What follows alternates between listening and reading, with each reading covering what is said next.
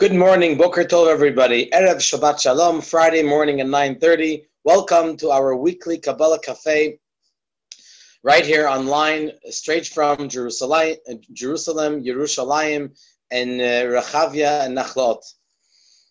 First of all, I want to thank Levi and Edel Margolin for sponsoring this special edition of the Kabbalah Café. It's very emotional for me to share with you that the Kabbalah Café is being sponsored by Levi and Edel in memory of Yoshua Mordechai ben Fega, Jay Schechter. It was only one week ago that Jay called me up on Thursday and told me that he wanted to sponsor the Kabbalah Café last week. It's almost as if it was a living will and testament, and a living will that he wanted to remain connected. When he made the transfer, actually, for the sponsorship, in the beginning it didn't work. There was a confusion of a couple of numbers, and he kept calling me back until it worked, until the payment went through, and that was so special to me. And unfortunately, a couple of days later, Jay passed away. And over the past year or so, we've been learning a lot about the Kabbalah Café, thanks to Gershom and Rachel, in the honor of the Refuah Shalema. And unfortunately, Jay passed away this week. And so it is an extra special kavod, an honor, to be able to learn together special Dvar Torah in Jay's memory and continue to learn Torah, continue to do mitzvahs in his memory.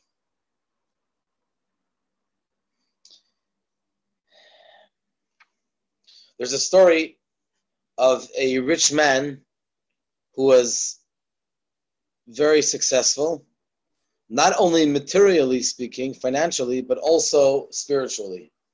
In the Talmud, it's called Torah Ugedula b'makom echad. Torah, wisdom, Torah, knowledge, and greatness.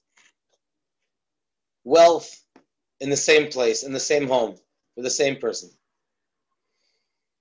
And he used to give a shir every day between Mincha and Mariv.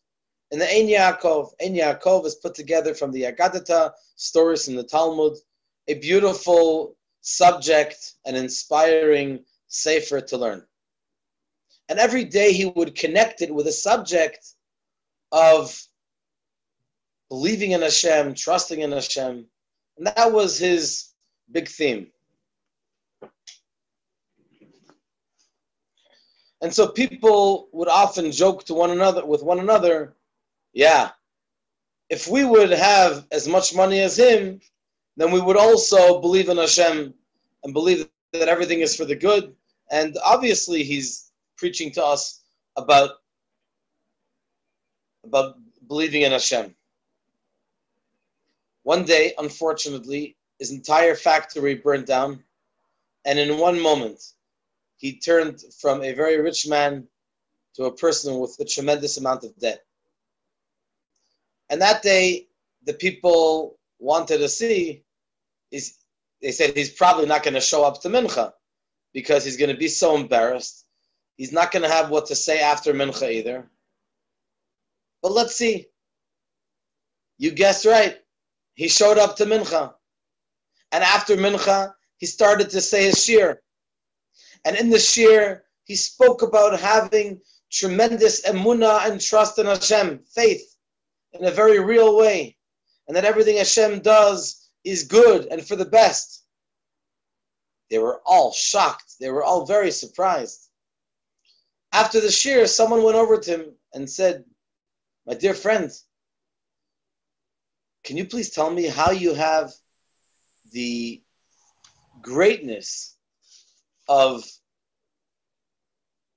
a personality in such a difficult situation, on such a terrible day, to share with us your belief in Hashem?" in such a strong way? So he gave a very interesting answer. He said, the halacha is that when a person is davening Shmona Esrei, the Amida, you have to stand straight. You're standing in front of the king. You're also not allowed to lean on anything. But the halacha is that if someone leaned on something, but he didn't lean with all of his might, he just used it as a little support. But if you were to take away this support, he would still remain standing. He wouldn't go flying. Then that's okay in certain scenarios. He said the same thing. Up until now, I had a lot of money and a lot of belongings. And I used to, as you guess, I used to lean on it for support. But I did not lean on it to the extent that if you take it away from me, then I'll fall. I will never fall. My emunah in Hashem, my faith in Hashem is as strong as ever. It's not an easy time. It's a challenging time. But nothing can ever shake my strong emunah, my strong faith in Hashem. Today's subject is going to be what it's discussed in this week's Parsha about the manna. HaKadosh Baruch Hu gave Am Yisrael the man. Let's learn a few trivia facts about the man. The man came down every morning from the heaven and was prepared for them. The bracha that they said was unlike our bracha on bread, Hamotzi lechem min haaretz, that Hashem brings the bread out of the land, but they said Hamotzi lechem min hashamayim, that Hashem brings bread out of the heavens. Another point, interesting point, that the man came down like a package in a box, like a sandwich. First there was the dew that came down early in the morning. Then the man came down, the manna. And then on top of that, there was another layer of dew, but this one was like ice. So it protected the man, which was inside. And when people came to eat it, people came to take the man, it was all ready.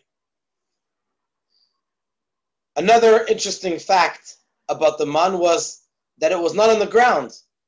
It was miraculously at the level of a person's shoulder. So they just have to stick out their hand, take the man, and take it home.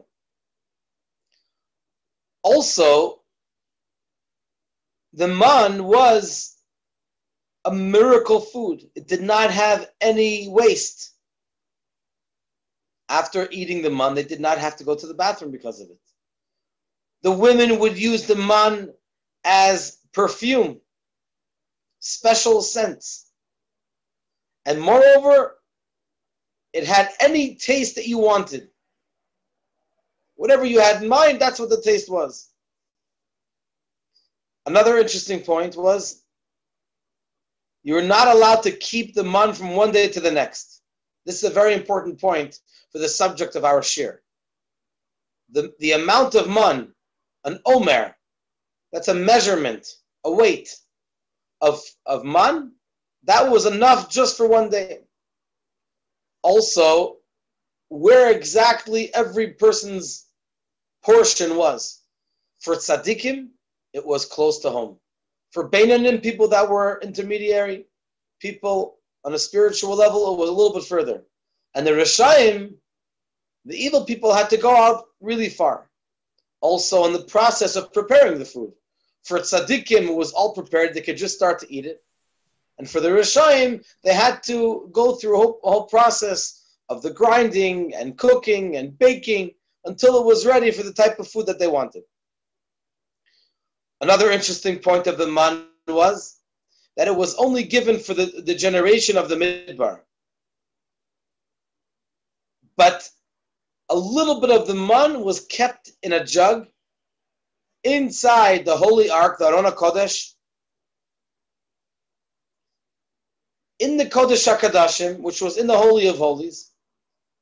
And just like we learned in one of the shiurim a couple of weeks ago, regarding the Aron HaKodesh, that it was hidden before the destruction of the first Beit HaMikdash by Yoshiyahu the king. And when Mashiach comes, we're going to have this jug with man inside.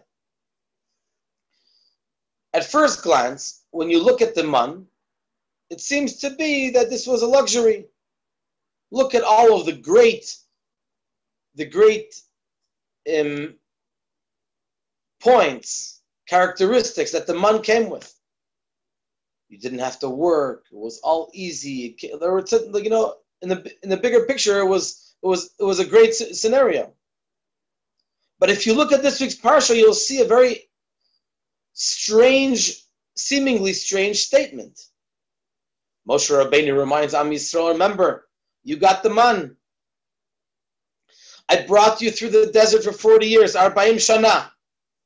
Lema'an anotcha, in order to give you pain. Lenasotcha, from the word nisayon, to test you. Ladat et asher b'vavcha, to know what's upon your heart. Hatishmor mitzvotav imlo, if you will keep the mitzvahs or not. Once again, vaya'ancha, and he will pain you. And he pained you. Vayarivecha, and he hungered you. Vayachilcha taman, and he gave you the man to eat. Asher lo yadata, that you did not know.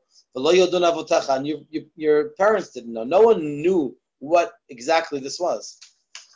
Laman hodiacha, in order to teach you that a man does not live only on the bread, but also on the spiritual, godly spark, which is inside every single piece of bread and food. So now it seems to be that the man takes on an entirely different picture than what we thought perhaps until now. Until now we thought that the man is cool, the man is spiritual, the man was miraculous. And all of a sudden, Moshe Rabbeinu tells us, the reason why I gave you the man was in order to test you. I hungered you. I starved you. I pained you. I made you uncomfortable. What kind of pain did Hashem give us? What kind of hunger did Hashem put us in?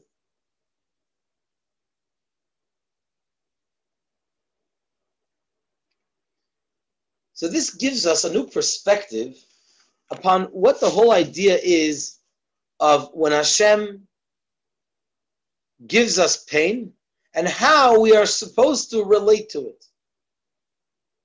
Let's take the bracha that we say after eating any bracha which is shakol, or even fruits and vegetables which are not from the 7 special species.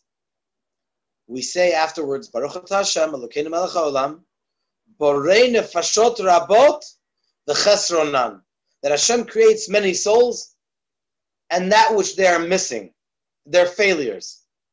That's an interesting bracha. Thank you, Hashem, for creating so many souls and their failures. What is that supposed to mean? So that means that HaKadosh Baruch Hu, Hashem makes a miracle for a person, that he should feel a sense of hunger after hours of not eating, in order that a person should feel, hey, it's time to eat and drink now. So that failure, so to speak, is that feeling of hunger. Hashem gives this to us as a gift. So a person can look at the feeling of hunger as a negative thing, or a person could look at it as a positive thing, that it reminds us to eat, that we should be healthy. Unfortunately, there are some people who are, I believe the word is anorexic, where they lose their entire taste in food, and sometimes they can be Sometimes they can be sent to the hospital, and unfortunately, God forbid, a person can lose their life because of it. So in other words, we're thanking Hashem for this feeling that Hashem implanted within us, that we should be able to realize that we need to reconnect, restock up. This feeling that something is missing is not only in health instincts, but also in the source of our energy and to go forward in general. When a person feels, I have not found my shidduch yet, it's not good to be alone. It's not good to be alone. A person has a desire to become better. A person has a desire to advance. A person has a yearning to get married, to build a home, to have children, to build a family. That is a healthy thing when a person feels a need. The Rebbe once cried, I remember when, as a child, and he said that when Mashiach comes, we're going to realize how everything that Hashem did was for the best. But now, in the final moments of the Galut, we're not allowed to imagine to ourselves how anything that bad that may have happened in the world or to Am Yisrael is good. Because if we do, then we won't ask Hashem for Mashiach with all our heart. So we have to feel that which is missing. And then when you feel what's missing, then you will do your best to try to complete that which is missing, to make up for that which is missing. The same thing is when a person feels a lack of happiness, a lack of meaning in their lives. They'll go to their Rav, to their psychologist, to their mashpia, to their spiritual mentor, and ask for advice. How can I grow in my simcha? How can I complete my life? How can I have a more meaningful life? An animal that doesn't feel their need to grow really doesn't grow in their intellect. It's when we feel a feeling that we're missing, that gives us a power, litzmoach, to blossom. And this is the idea of the manna. Hashem gave us the man beyond the idea of the miracles and the points that the man came with. There was also this point of emunah, of faith in Hashem. Hashem gave us enough man just for one day. Now put yourselves in the shoes of our forefathers for a moment, that they went through the midbar, dry, empty, snakes and scorpions, all kinds of dangerous species, and they have no way to ensure their long-term parnasa, livelihood, for more than one day. That must have driven them crazy. But that was what Hashem wanted to teach Am Yisrael in the Midbar. Hashem wanted to teach us that we have to build, nurture our emunah. We have to nurture our faith in Hashem. Even though we might have food just for one day, tomorrow it's going to be all moldy. That was part of the miracle. It was not edible anymore. It was edible only for one day. L'nasotcha, to test you, if you have proper faith in Hashem or not. And this is why there is a little jug with a little amount of man inside. And even after Am Yisrael came into Eretz Yisrael, and we had to work the land, and we had to grow, plant, sow, plow, we always had that little jug of man. We always have that reminder. Even after the destruction of the Beit HaMikdash, it's there, it's here, it's somewhere, very close over here in Yerushalayim, underneath the Har HaBayit somewhere. And when Mashiach comes, we're going to have it again. Because this man, even if we can't see it right now, this moment with our eyes, it's here. It's giving us koach. It's giving us energy, uplifting us, so that we should have the emunah, the extreme faith, that we should only rely on Hashem. We could have a cushion. We can have a support here, a support there. It's all wonderful. But at the end of the day, even the support comes from Hashem.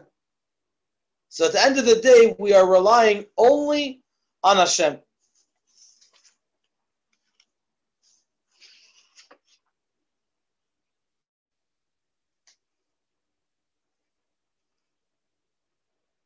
The Rebbe of Apt, he was called the Ohev Yisrael, Rabbi Avram Yoshua Heschel. He said in the name of Rabbi Yechiel Michal of Zlotchev, who was, I believe, one of the Talmidim of the Baal Shem Tov, or one of the friends of the Baal Shem Tov, a huge tzaddik, that emunah has two interpretations.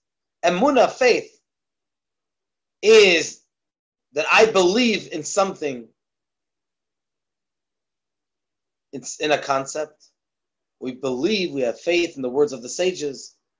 We believe that Hashem will give us parnasa. But the second interpretation is, like we say in Megillat Esther, emunah is from the word omen, means to nurture. And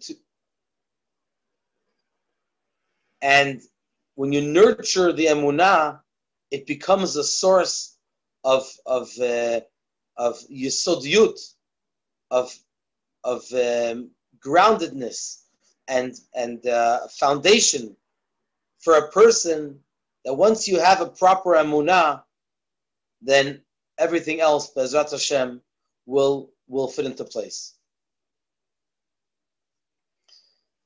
I have a friend, he's about 25, 30 years older than me, very, very special man. And he told me that when he was young, he was sitting right here in Yerushalayim. He was sitting with his parents, and they had a distant relative that came to visit them at home. And this distant relative, unfortunately, this is years ago, he had gone through the war, and he literally went through hell. He sat down, he remembers, he sat down at the table, and he told the family of the atrocities that he himself witnessed, the death, the murder. There's no words to explain it, but he went through many different stories. And my friend said, as a child, he said, I asked him, it's almost like I couldn't control myself. And I asked him, how did you have emunah, faith, during the Holocaust? How? How did you have faith in Hashem?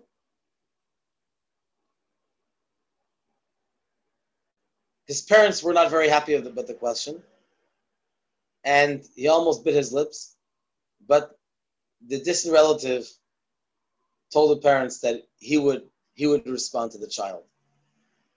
And he said, people that experienced the hell of the Holocaust in Auschwitz and other places had a choice.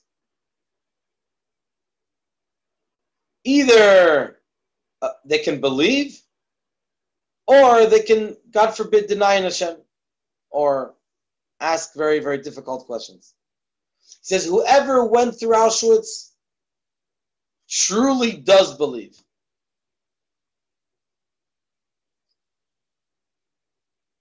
When such atrocities happen, when 6 million of Am Yisrael, some of them were from the greatest tzaddikim of the previous generation, are butchered in such a cruel way, that's not just a slap in the face. That's a very intense punch that Am Yisrael has received. And And the distant relative said to my friend, he said, I chose to say to Hashem, I'm continuing. I am with you. Do whatever you want, but I'm with you. That gave me, he said, the energy to be able to survive the war, continue after the war until today. And my friend said that this point helped him a lot in realizing that emunah, faith in Hashem, is something so deep that even if, God forbid, it's shaken, it doesn't take away, can never ever take away a person's emunah. The emunah strengthens the person, and the person becomes much stronger in his belief. This is exactly why when the man came, so the Torah tells us that one person said to his friend, Manhu, what is this? What is this interesting type of food? So one of our sages teach us, it's the Choza of Lublin, the Talmud of Rabbi Melech Milozhensk. He says, Manhu, after a person had ate the man, they said to each other, who are you? I don't recognize you. Just eating the man, that itself, you're able to tell a difference on the person between the way he turned out today, than the way he was yesterday. It was such a spiritual food that it even had a tremendous effect on the person who ate it from one day to another, from one moment to the next. So the Baal Shem Tov teaches us that going out of Mitzrayim and this experience of the man is not a one-time event. Every day, every year, and especially when we read in the Torah like this week's parasha, we have to strengthen ourselves with this idea of the man. What's man? Man is basically the main letters of emunah, memnun, emunah, which is faith. Faith in Hashem. This is why Moshe Rabbeinu instituted the first bracha Birkat HaMazon of benching after we have bread. Hazanat ha'olam kulo b'tuvo b'cheinu v'chesed v'rachamim. We believe that Hashem gives us the food and sustains us at every moment and every day. And that's why Yirmiyah, the prophet Jeremiah, said to Am Yisrael, why are you not learning Torah? So they said to him, if we're learning Torah, how are we going to have livelihood, parnasa? So Yirmiyah took out the jug of manna, and he said, look, your forefathers in the desert, they learned Torah and they had food. You should also learn Torah and you will have food. So this is the chidush, this is the wonderful concept of emunah, that we have to strengthen ourselves through learning about the man, that Bezrat Hashem, we should have Mashiach Tzidkenu, and we will be able to see once again the Tzintzenet Haman, and I believe, no pun intended, I believe that when Mashiach comes once again, we're going to have the man for us as well. Thank you very much for joining us. I look forward to seeing you Bezrat Hashem this Shabbat, and tonight we're going to daven Mincha at 7:10, tomorrow morning Chasidut at 9 o'clock. And 9:30 is Shacharit, is davening. And next week, we look forward to learning with you, Bezrat Hashem, all week, every morning at 9:15. So, Toda Rabah, have a great Shabbos, and all the best.